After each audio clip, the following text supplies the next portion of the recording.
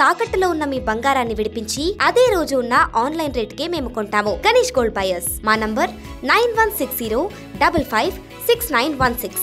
నమస్తే, welcome to okay TV. ప్రధానంగా జూబిలీస్ ఉప ఎన్నికకి సంబంధించి బీఆర్ఎస్ పార్టీ ఒక విస్తృత స్థాయి ప్రచారానికి ముందుకెళ్తా ఉంది. బాకీ కార్డ్ అంటూ కూడా కాంగ్రెస్ పార్టీ ఏవైతే గతంలో ఇచ్చిన 6 గ్యారంటీలకు సంబంధించిన గ్యారంటీ కార్డుని అడ్డు పెట్టుకుని ప్రచారం చేస్తా ఉన్నారు. అలాగే ఈ రోజు ఈటల రాజేందర్ గారు ఒక వీడియో రిలీజ్ చేయడం జరిగింది. స్థానిక సంస్థలు ఇప్పట్లో ఉండవు కాబట్టి ఎవరు కూడా తొందరపడి ఖర్చులు పెట్టొద్దు అంటూ కూడా ఎవరైతే సర్పంచ్ అభ్యర్థులు జెడ్పీటీసీ అభ్యర్థులకి సూచనలు ఇస్తా ఉన్నారు. సో దీనికి సంబంధించి మాట్లాడే ప్రయత్నం చేద్దాం. నాతో పాటు ప్రస్తుతానికి కాంగ్రెస్ పార్టీ సంధ్యారెడ్డి గారు ఉన్నారు, ఫైర్ బ్రాండ్. మాట్లాడే ప్రయత్నం చేద్దాం. నమస్తే అక్క. ప్రధానంగా అంటే ఒకటి చెప్పండి, అంటే ఏదైతే ఈటల రాజేందర్ గారు చెప్తా ఉన్నారో స్థానిక సంస్థ ఎన్నికలు ఇప్పట్లో ఉండవు అనేది, ఇది యాక్సెప్ట్ చేస్తారా మీరు? అది సమాజం మీద ఉన్న బీసీ నాయకుల మీద, ప్రజల మీద ఉన్న చిత్తశుద్ధి ఎంత ఉందో ఈటెల రాజేందర్ గారికి తెలంగాణ ప్రజలు గమనించాలి. మేమేమో ఈరోజు బీసీల రిజర్వేషన్ కోసం అని మేము కొట్లాడుతుంటే ఒక బాధ్యత గల వ్యక్తి ఎంపీ అయి ఉండి ఇవాళ సర్పంచ్ ఎలక్షన్లు కావని చెప్తున్నారంటే ఏం మాట్లాడాలి తమ్ము? సంధ్యకి ఏదన్నా మాట్లాడితేనేమో మాట్లాడింది బూతులు తిట్టింది అంటారు. మరి ఇలా ఎట్లా తిట్టాలి? ఇప్పుడు మీకు బీసీలు అంటున్నావు, నేను బీసీని నాకు అధ్యక్షుని కావాలని కొట్లాడుతున్నావు. నువ్వు బీసీ ఎట్లా కొట్లాడుతావు? మరి నువ్వు ఇప్పుడు బీసీల కోసమే కదా మేము కోర్టుకు పోయేసి మేము దాని రిజర్వేషన్ కోసం పోయినప్పుడు అంటే నువ్వు అంటే ఏంది ఓట్ల కోసం ఒక మాట మాట్లాడతావు? ఎందుకు రాజేందర్ అన్న, నీ మీద ఒక మంచి సింపతి తెలంగాణలో నీ మీద ప్రజలకు ఒక మంచి సింపతి ఉందనా? ఎందుకు ఖరాబ్ చేసుకుంటావు అన్న? ఒక్కటే, రాజకీయాలు ఇవాళ ఉంటాయి, రేపు పోతాయి. మనుషుల మనమే శాశ్వతం కాదు. ఒక మాట శాశ్వతంగా పెట్టుకో అన్న. కనీసం బీసీల మీద ఇక్కడ వాస్తవానికి బీజేపీ గవర్నమెంట్ లో సెంట్రల్ లో నాయకత్వ లోపం ఉందన్న. దానివల్లనే ఈ రోజు మేము చిత్తశుద్ధులు మాత్రం కలిసి రండి. మీరు బీసీలే కదా, రేపు బీసీల గురించి వస్తే మీరు బీసీ వ్యక్తే కదా, మీకు కూడా రేపు ఛాన్స్ వస్తుందేమో, ఏ పార్టీలో ఉన్నా ఇంకా మంచి అవకాశాలు వస్తాయేమో. మీరు అది ఆలోచించాలి.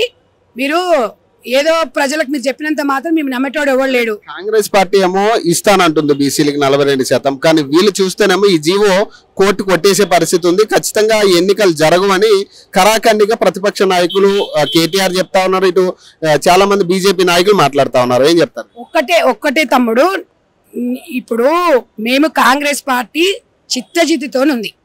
తెలంగాణ రాష్ట్రంలో మేము ఏ రోజైతే బీసీ రిజర్వేషన్ మీద మాట్లాడి అదే మాట అదే కాదు. ఇవాళ రెడ్డి బిడ్డ అయ్యి రేవంత్ రెడ్డి గారు బీసీల కోసము జీవోలు తీసుకొస్తున్నాడు. ఇంత చిత్తను పోరాడుతున్నప్పుడు ఈ బీసీ సన్యాసులకు ఏమైంది? ఇప్పుడు ఎంపీలో ఉన్నారు కదా సెంట్రల్ గవర్నమెంట్ లో, వీళ్ళు ఎందుకు కొట్లాడట్లేదు? ఒక రెడ్డి బిడ్డ బీసీల కోసం కొట్లాడుతున్నప్పుడు బీసీలలో ఎంపీలు ఉన్నారు, ఆ ఎంపీలు ఎందుకు కొట్లాడతలేరు? తెలంగాణ ప్రజలు గమనించాలి. అంటే మీకు ఇష్టం లేదా? అంటే రేపు రిజర్వేషన్ వస్తే మళ్ళీ వీళ్ళే కదా కొట్లాడేది. నేను ఎంపీగా చేసిన, నాకు కేంద్ర మంత్రి కావాలి, నాకు సీఎం కావాలి, నాకు వార్డ్ నెంబర్ కావాలని కొట్లాడతారు. అంటే మేము అన్ని రెడీగా చేసి మీరు వచ్చి అంటే ఏదో కుర్చీ కావాలన్నట్టుగా వీళ్ళ బీజేపీ గవర్నమెంట్ మాట్లాడుతున్న స్థానిక సంస్థలకు 42% రిజర్వేషన్లు మాకు యాక్సెప్ట్ చేస్తామని రామచంద్ర గారు చెప్తా ఒక మాట అన్నారు. ఆయన దీంట్లో 10% ముస్లింలకు ఇవ్వలేదు కాబట్టి మేము యాక్సెప్ట్ చేస్తున్నాం దీనికి అని చెప్తా ఉన్నారు. అంటే 10% ముస్లింస్ వీళ్ళకి ప్రాబ్లం అవుతా ఉన్నారు. ఒక్కటే తమ్ముడు, నేనైతే ఒక్కటే చెప్పదలుచుకున్నా. ఈ రోజు వాళ్ళు ఏదో చెప్పి ఏదో చేయడం కాదు. ముస్లింస్ పేరు చెప్పండి బీజేపీ పార్టీ లేదు. మేము ముస్లింస్ తరిమి కొట్టే రోజు కూడా వస్తుంది. విధ్వంసాలు సృష్టించడం అనేది బీజేపీ పార్టీకి వెనతో పెట్టింది. దాని గురించి మాట్లాడుకొని టైం వేస్ట్ మనం. ఎందుకంటే తెలంగాణ ప్రజలకు తెలుసు ఏ పార్టీ నుంచి అయితే ప్రజలకు కరెక్ట్ అయిన ఉపయోగాలు ఉన్నాయి అనేది. బీజేపీ పార్టీని మీరు ఎక్కడ చూసినా కూడా ఎమ్మెల్యేలు ఎంతమందిని గెలిపించారు తమ్మి? ఏడ్చుకుంటే 7 మంది ఉన్నట్టున్నారు.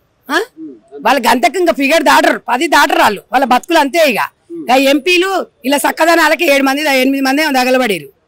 7 మంది వీళ్ళు 7 మంది ఏడ్చుకుంటా అంత దూరం పోయి ఏడ్చుకుంటా నువ్వు కొట్టా నేను ఏడుస్తా అంటారు. కాబట్టి వీళ్ళకి అంత సీతార లేదు. బీజేపీ గురించి మాట్లాడు కూడా వేస్ట్. వాళ్ళే అధికారంలోకి వద్దామని అంటారు. అమిత్ షా అంటాడు, ఇంకా ఆయన ఎవరు అంటావుగా అక్కడ. ఆయన కాకుండా ఆయన మోడీ బొమ్మను చూపించి ఏదో వీళ్ళు ఆక్సిజన్ మీద నడుస్తున్నారు తప్ప వీళ్ళకి అంత సినిమా లేదు.